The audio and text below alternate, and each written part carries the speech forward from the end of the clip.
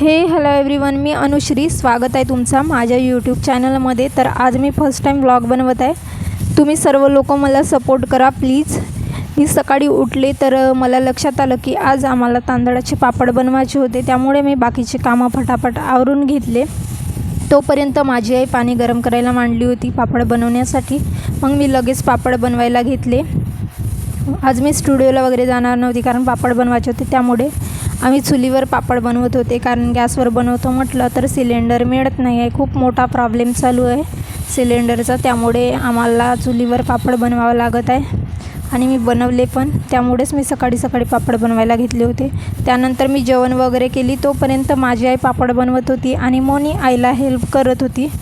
बघू शकता तांदळाचे पापड खूप छान लागतात, तुम्ही पण एकदा ट्राय करून बघा. त्यानंतर आम्ही स्लॅबवर पापड वाळू टाकले होते तर खूप सारे बंदर आले.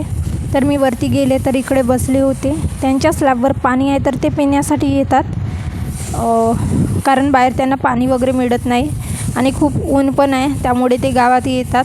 बंदरचा झुंडच आहे.